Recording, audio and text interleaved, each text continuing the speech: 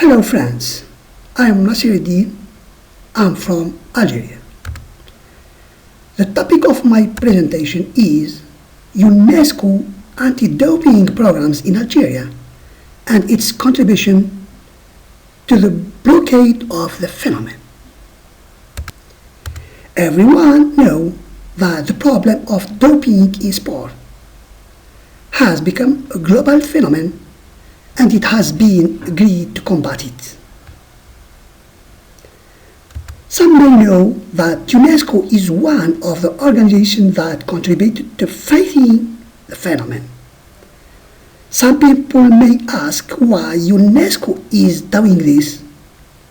We tell you that UNESCO is within the framework of the United Nations specializing in the protection of art and human heritage. Sport is part of his common heritage, which require protection and development. I would now like to move on to the details. My presentation is in three parts. Firstly, effective body and conventions at UNESCO level. Secondly, the Algerian project funded by UNESCO. And finally, field study after implementing the UNESCO program. Now, I will focus on the answers that you provide the study to answer the following question. Do the participants in the program UNESCO workshop to know their rights? And that is, sanctions and methods of prevention in the fight of combating doping.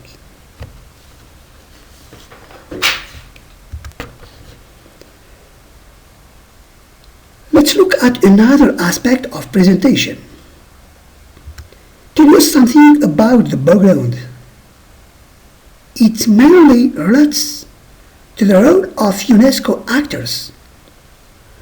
We're summarizing them in 5 main elements: the MINEPS, the Convention, the Conference of Parties, and finally the UNESCO program in Algeria. Let's look at the history of MINEPS.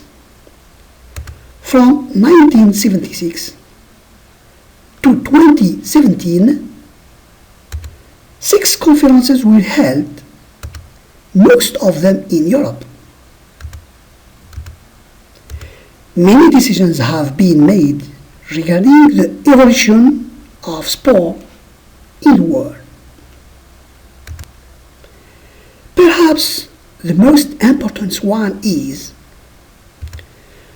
the International Charter of Physical Education and Sport in 1978. Creation of the Intergovernmental Committee for Physical Education and Sport.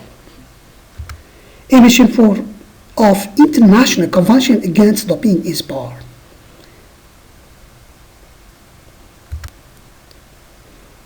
International Convention Against in Sport. It is the fastest international convention that achieved the largest accession in the shortest possible time and is now adopted by 189 countries.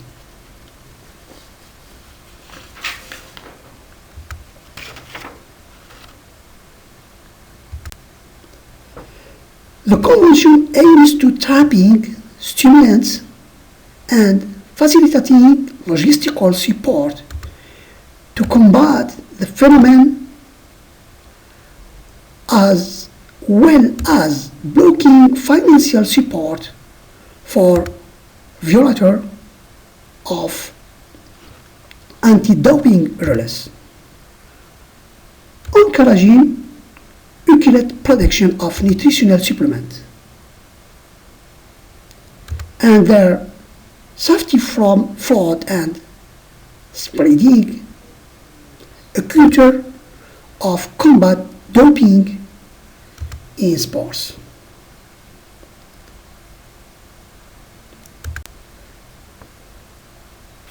of the elimination of doping in sport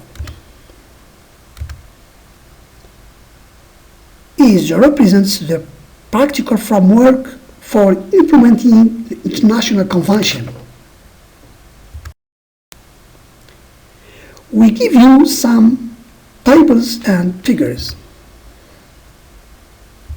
This table gives you some details of the contribution of the stats parties in the 10 years.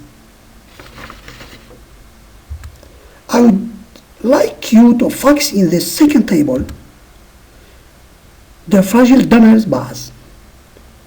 For example, the Gulf countries or the United States and Canada or Japan and South Korea or United Kingdom, they are considered rich countries, but they do not respectfully contribute to the fund. Let's come to the next point. Figure 1 shows the interest rates of each group. It is worth noting that the fund spent $4 million over 10 years. If you look at this, you will see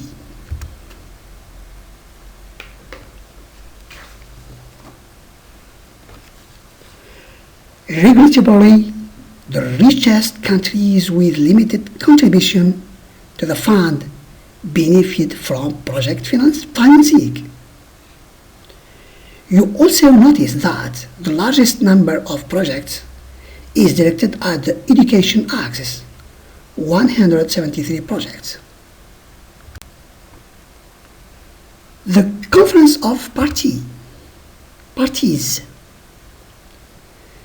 This body represents the main motor of the convention and the direct supervisor of the fund.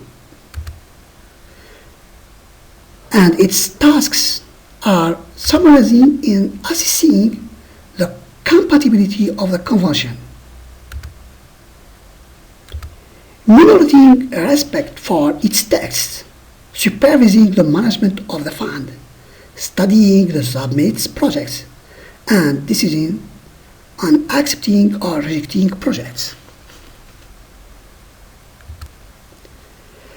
Let's look at another aspect of presentation, or the second part. The opinion of the approval committee in the project submitted by Algeria, having examined the project, record number 1314, approves funding of $70,571 for this project. It was approved in October 2015 and it was implemented during 2016. It included 1,600 athletes and 120 coaches and 18 sports officials. Let's look at the picture is demanded. Workshop organized by the Algerian Anti-Doping Commission as project's implementation supervisor, and it operates through the established objectives and the existing activities that the project is implemented well. That's all I have to say about Algerian project.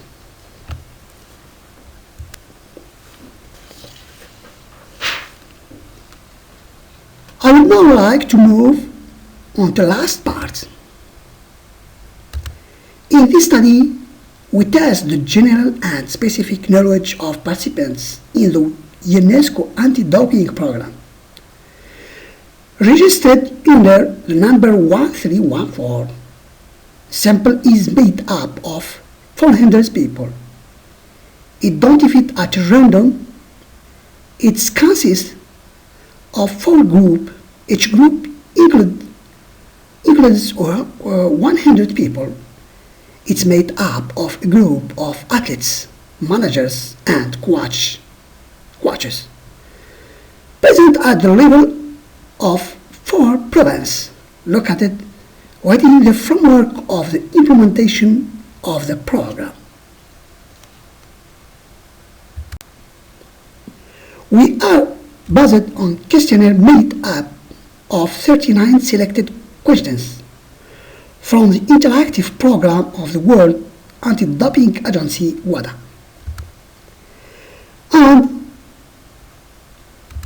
And we divided the questionnaire into 4 acts. The first is rights with 9 questions, and that is with 9 questions. And sanction with 11 questions, and methods of prevention with 10 questions.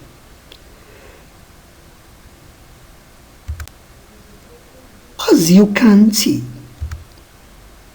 we adopt a method of cognitive stimulation of the target element in the study to achieve a response that included feedback to derive the stability of the information obtained from participation in the UNESCO program.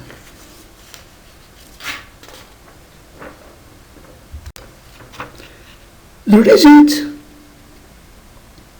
were discouraging,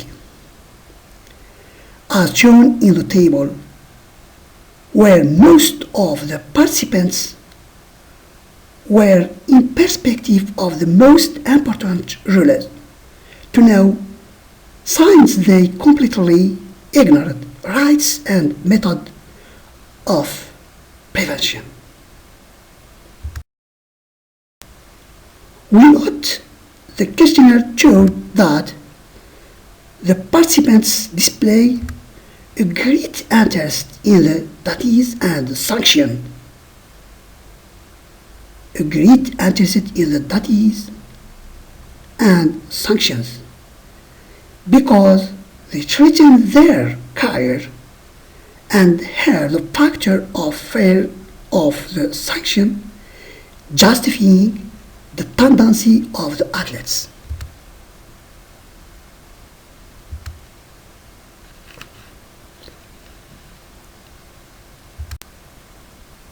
In conclusion, finally, it can be said that the UNESCO project, though the anti-doping fund, is very useful and important for governments, institutions, sport and athletes, but it requires continuity and follow-up to keep what has been achieved after the implementation of the project, and the athletes should not be left alone in the field because those looking for quick and unlawful gain will not leave the field empty, and nature cannot tolerate emptiness. That brings me to the end of presentation. Thank you for your attention.